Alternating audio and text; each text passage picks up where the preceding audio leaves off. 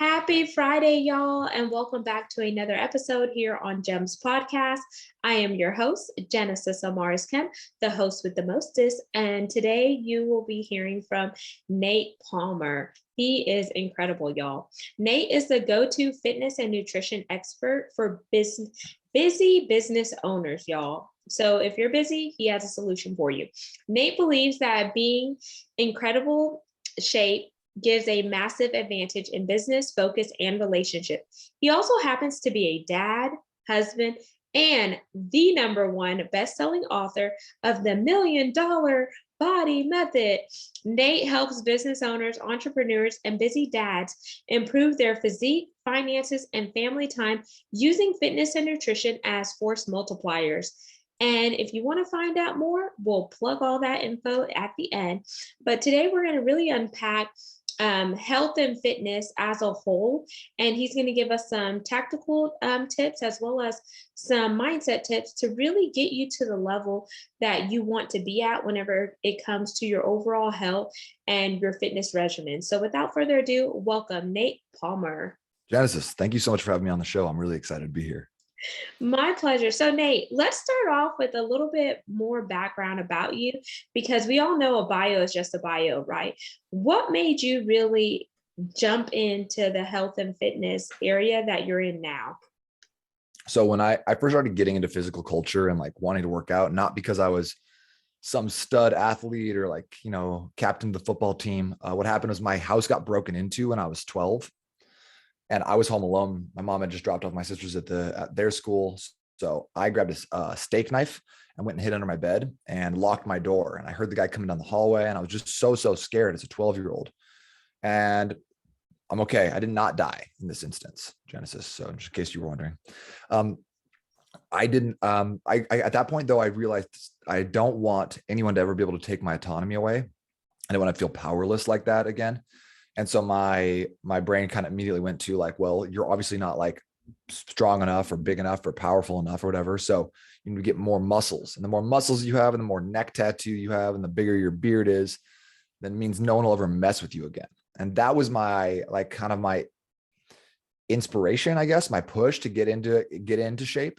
And I know that a lot of people maybe didn't have that experience, but I think for a lot of us though, it's truly like a running away from something, right? Like I was running away from fear, from powerlessness, from having no, like just not having autonomy in my own life. But I think a lot of us run away from insecurity and from, feelings of like not having enough worth. And I think all those things can be a great way of propelling us into a health and fitness lifestyle, but they're not sustainable if you want to keep this going long term. We have to eventually transition it to being something really positive. So yeah, fast forward a decade or whatever. I was graduating from college and I just loved this stuff. I was always reading about it. I shirked all my college classes in order to study fitness and nutrition and training and that sort of thing. And when I got out of school, I was like, well, what should I do with my life? Right. And I was like, well, I'll just be a personal trainer until I figure out what I want to do. And I loved it. I loved connecting with people. I loved helping people start seeing like what it feels like to not just like lose weight, but to actually be strong and able. Really liked like, seeing these ladies who've like been thought that like they like, weights are going to make them bulky, nail a pull-up for the first time or deadlift 200 pounds and be like, I'm like so powerful. And I thought that was just so much fun that I just kind of stuck in this and, evolved over time. Definitely have my philosophies have changed. My deliveries changed, my job descriptions changed, but I just love the physical culture. I love talking about nutrition. I love using those two things as a way of upgrading our abilities in life. That's super cool and dope. And I love to hear how much passion is in your voice when you talk about this topic, because you just see how you light up and glow whenever you talk about health and fitness and nutrition.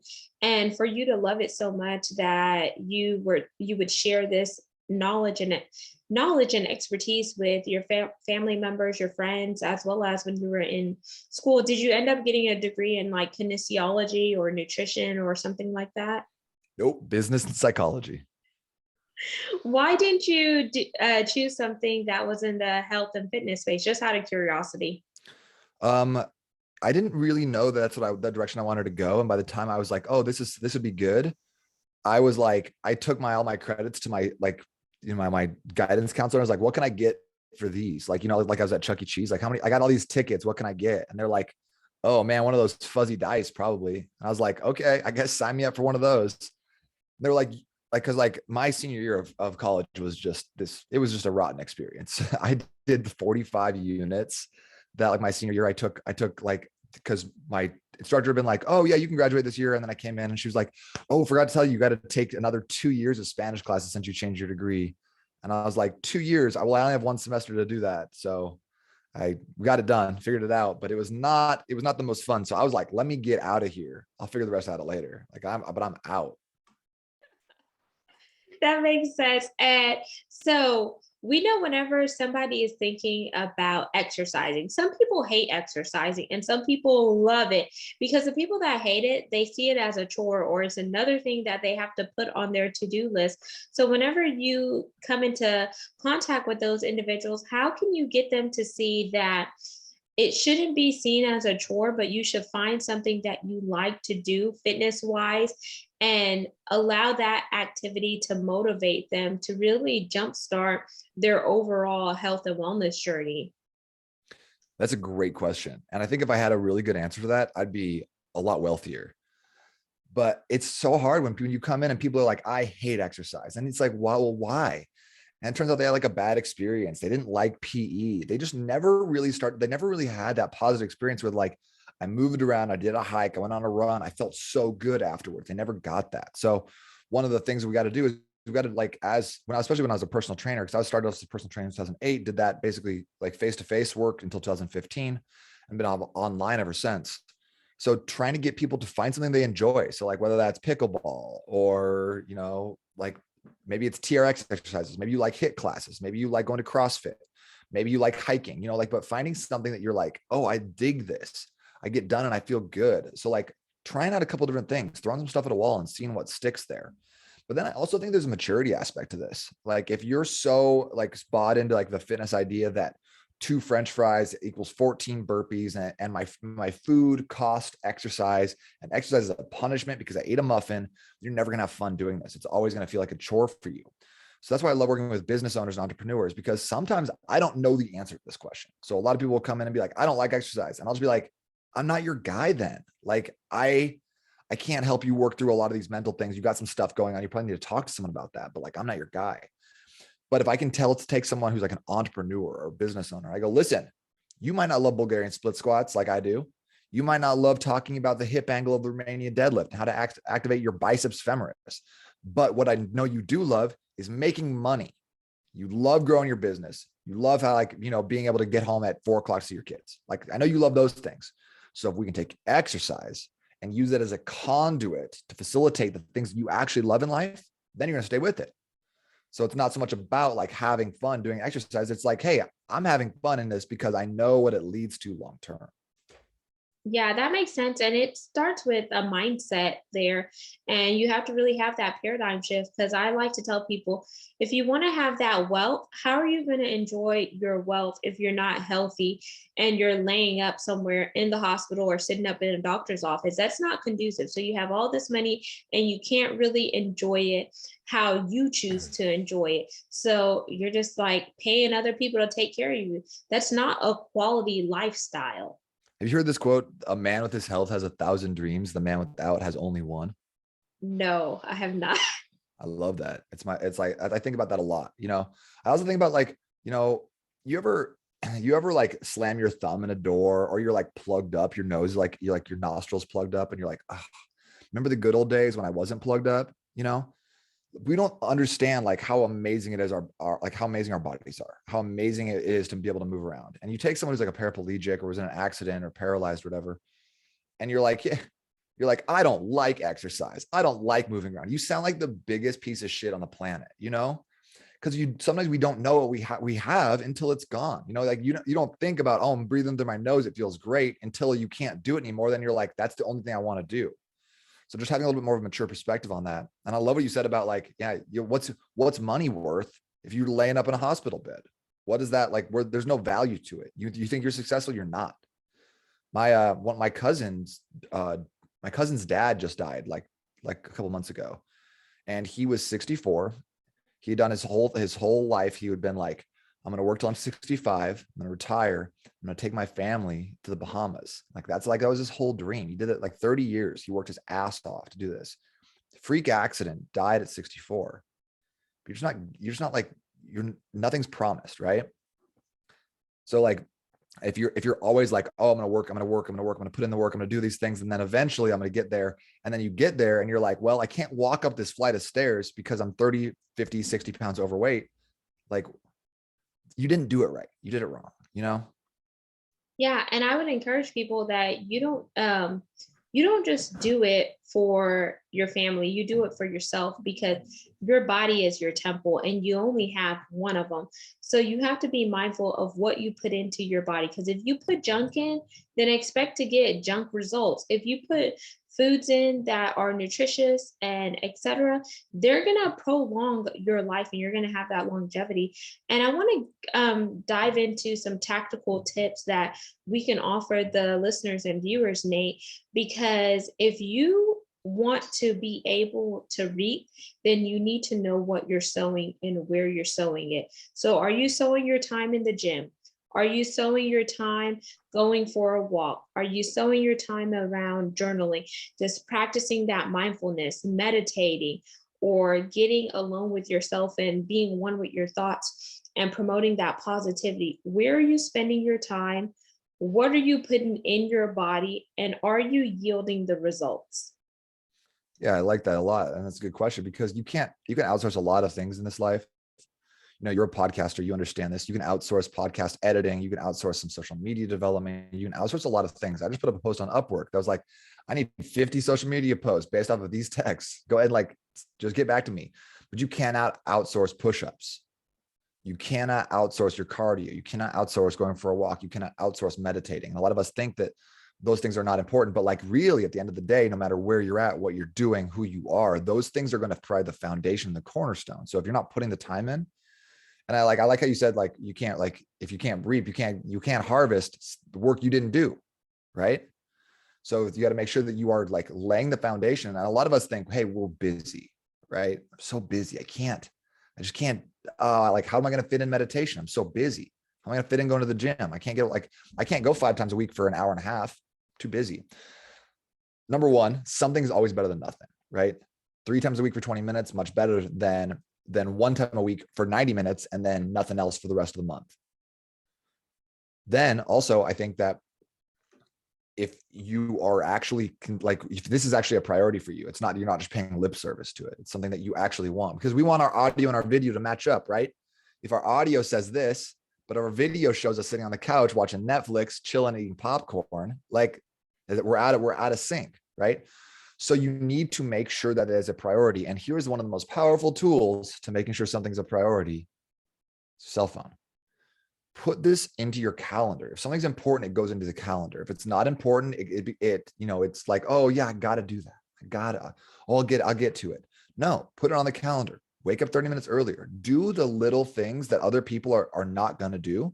That's going to cause you to separate yourself. Because if it's not on the calendar, especially for us people we got busy, we run our lives by our calendar. We have a podcast at 12, and then we have something else at 1, and then we're doing a lunch, and then we're going to this thing. If you run your life by your calendar and there's something that you say is important that's not on there, then it's not important.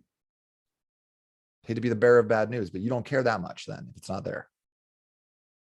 Yeah, those are facts, because everything that I do, I put it on my calendar. And I guess it's from all of my years in corporate. I spent 15 years in corporate, 12 in oil and gas and energy, and then now doing entrepreneurship. And whenever you become the CEO of your life, you have to put things in place. The calendar is your accountability partner, but it is also a way to establish boundaries with people who have access to your calendar. And it also sets the tone, and respect is there, because if you respect me enough, respect my calendar, respect my time commitments. If you don't respect me, don't try to break into my schedule if I'm not trying to break into yours. And then you also have to make sure that whenever something does pop up in your calendar, that you do action it. Don't just say, oh yeah, I'll get to it later, because later may never come. So you really have to zero in.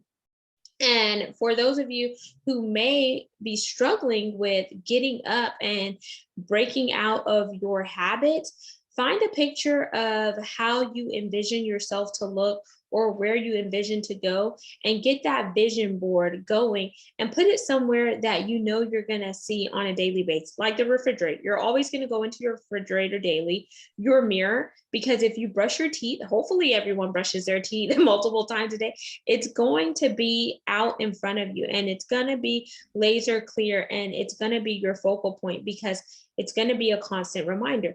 Like, for example, we have stairs in our house. So the days where it's muggy outside, I'll go up and down the stairs a few times, or I'll find a YouTube video where I can work out or whatnot. Don't make excuses, because all excuses are just pushing you further and further back. And then, Nate, I want to know, in your journey, do you meal prep? Because that's another thing that busy people can start to do, so they don't have to worry about meals, and they can take the time that they would spend preparing a meal to actually go out and work out for 30 minutes to 45 minutes. Yeah, that's a great question. And I'm glad you brought that up, because I think meal prep is like one of the most important things. But I don't like doing it in the traditional way. I like doing it in a better way that involves a lot more tacos, because I feel like when you think meal prep, everyone thinks, oh man, well, I got to go make a bunch of chicken and I got to get some asparagus and put them into a Tupperware. And by day 5, I don't want to eat it anymore. It's disgusting. Like, and that's what we think. Like, so you got to show up at grandma's house with like ground turkey and rice, and everyone's like, this is horrible. But I really think that having, rather than a meal prep or more of like a batch prep idea, that is something that's going to give you a lot more like bang for your buck. And it's going to allow you to also eat different types of meals. So when I say batch prep, what I think about is not necessarily like preparing like one meal 10 times, but preparing a ton of a protein. So I use chicken thighs. Chicken thighs are better than chicken breasts, and it's not even close. If you're not down with the chicken thighs, like get down with them right now, because it's going to make your life just way better. So I'll cook 20 chicken thighs on the barbecue one time. My family will eat like 8 and I'll have 12 left over. So then the next night I'll chop those up. I'll throw those into some like tikka masala sauce with some peas. I got a little rice. Now I had tacos one night, then I had tikka masala the next night. Then next time I'm going to do a fried rice. So I have 3 different nights of meals that are all hitting favorable macros for me, having a high protein, like healthy carbs and a lot of vegetables in there. And my prep time on each meal, now that I've already cooked them one time, is like 10 minutes. So I'm making great healthy meals that my family that are not boring in 10 minutes per night. I got 2 kids at home too. So like this is just critically important, because otherwise it's going to especially for us who are like, oh, I got to make the kids food, and I got to make my food, and my husband's eating something different. And like all those different things going on. This is going to save your life and probably your marriage too. I'm not a relationship guy, but probably. Those are facts, because I absolutely hate cooking, but the reason why is because my husband is a chef. So I don't need to cook when my husband is a chef. But what I've learned now, whenever you become a mother, is you have to learn how to do certain things so your husband gets a break. So now I learned baking stuff, whether it's baking salmon, baking chicken, or whatnot, because I could put a meal together to bake in the oven for 30 minutes. I could watch TV, or I could do the laundry, and I'm spreading out my time without just being so consumed standing over a stove, Totally. And yeah. I guess another. Although I'm gonna fight you a little bit on like, you need to, as a wife, like figure out times like ways to make your husband's life easier. Like, I don't know if this is the case across the board, but my wife is a insane person. She is a rock star. Like even if we had a competition to see who like does more for the family, like I've been behind for 7 years and I'm not catching up. So like, I'm always like, how do I do the one thing?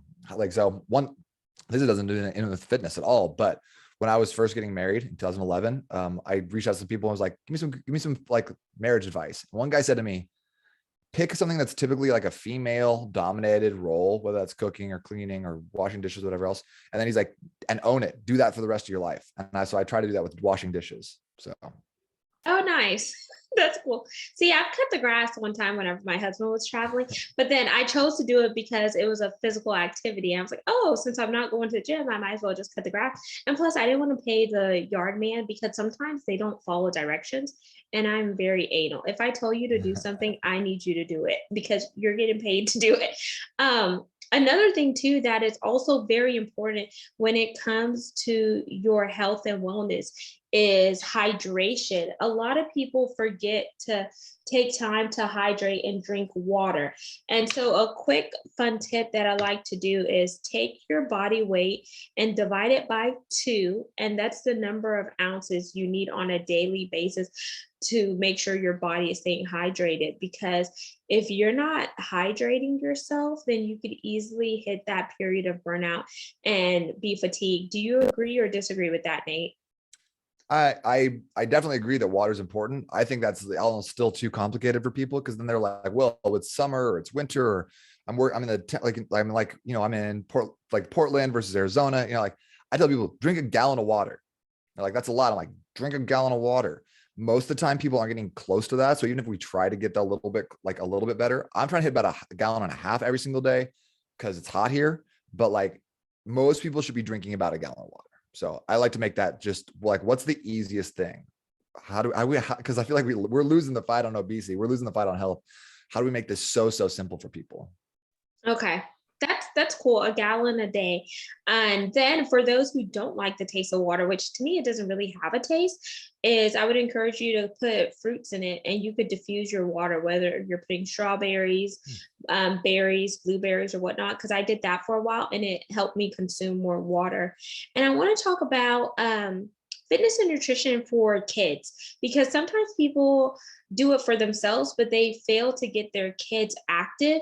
And we see so many times that kids are just laying up in the house playing video games.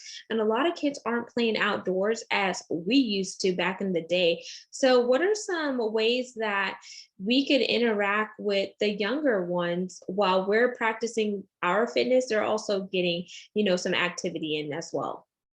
Yeah, I've heard that kids don't hear as much as they catch.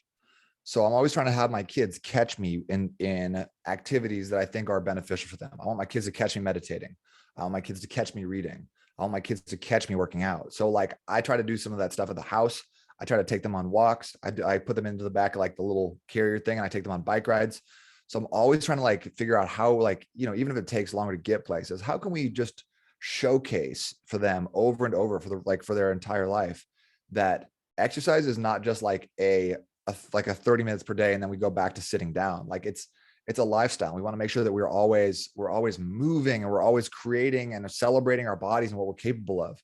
So like I'd say like, rather than trying to tell kids like, hey, let's do this, or enrolling them in like, hey, you're going to play laser tag or whatever, like show them, get them involved. Kids want like, I got little kids. So maybe when my kids hit like 14, 15, they're not going to want to hang out with me anymore. But right now kids spell love time. And so like, they don't care what we're doing. They just want to hang out with me in the backyard. My daughter goes, hey dad. I'm like, what? She's like, let's party it out again. And I was like, what does that mean? She goes, play that song, I Look Good by OT Genesis. I'm like, you're crazy and I like you. So we listened to OT Genesis in the backyard and then we just dance. It's amazing. Oh, nice. A dance party. So she says, let's party it out though. And I think that's so funny. And that's cool because she's getting in her activity. She's spending time with you and y'all are doing it together. So Nate, if you had to meet somebody and they came up to you and said, Nate, I really want to work with you, man, like you're killing it. Give me your top 10 things health and nutrition wise to help me get going. What would those be? You want 10? Wow. Okay. Well, do you want to do 5? How about this? So in my book, $1 Million Body Method, I talk about the 7 daily investments. Okay. Well, so I'll give you 7. How about that? Maybe, let's do 8. Let's round it up to the nearest cool number, which is 8. Okay, cool. Number 1, start off your day with a morning routine that fits you. I have a high ROI morning routine in that book. It takes about 2 minutes and it's always going to get you rocking and rolling. 2 glasses of water in the morning, 60 seconds of explosive exercise, jump rope, push-ups, jumping jacks, something that's going to get your blood moving. 60 seconds, that's all you need. Number 2, have a high protein, high fat breakfast. That's going to get your energy going for the day. It's going to help you burn more fat. You're going to feel good. Number 3, have a high protein, high vegetable lunch. Number 4, drink a gallon of water per day. Number 5, write down your 3 most critical tasks at the end of every day for tomorrow. I call that the final deposit. It's good to like close the lid on your day and then know exactly what the activities that are going to take you to the next level tomorrow are going to be. Number 5, train at least 20 minutes every single day. Get a sweat going. Number 6, eat a dinner that's high in protein, carbs, and vegetables. We move all the carbs to the end of the day. It's gonna help you sleep better. You're gonna wake up feeling more rested. It's fantastic. And then number 7 is. Uh-oh, what's number 7? Did I say 7 already? I think I said all 7. You said you were going to round it to 8. And 8 is the number of new beginnings. So with 8 being new beginnings, today is your new beginnings to start your health and fitness journey. So I said morning routine, breakfast, lunch, dinner, final deposit, liquid assets, drink a gallon of water, train. That's 7 right there. And then the 8th one I was going to say is fast, 24 hours every single week. I'm a big fan of prolonged fasting. I like it better than I like intermittent fasting. So the prolonged fast, if you could do 24-hour fast per every single week, it's going to help with longevity. It's going to help with your energy. It's going to help resetting your body to its natural state, where you don't have to feel like you're having to like fill yourself up all the time. Our stomachs get stretched out because we eat such like poor quality food all the time. So rounding up to 8, I would throw fasting in there once per week. Fasting once per week, and it has to be a consecutive 24 hours. Yeah. So I like to go like I'll eat dinner tonight and then I won't eat till dinner tomorrow. Easy. Okay. Do you have to, do you drink any water to just make sure that you're staying hydrated, or just absolute fast with nothing? Water, green tea, black coffee, no creamers, nothing with calories in it. But having coffee on a day where you're fasting, oh yeah, feels great. Brain is exploding. It's awesome. Okay, awesome. And as we wind down, Nate, I want you to tell the listeners and viewers how they could connect with you personally on social media and plug your website. And then leave us with your CTA. If they don't remember anything else from this segment, what would your call to action be for them to do?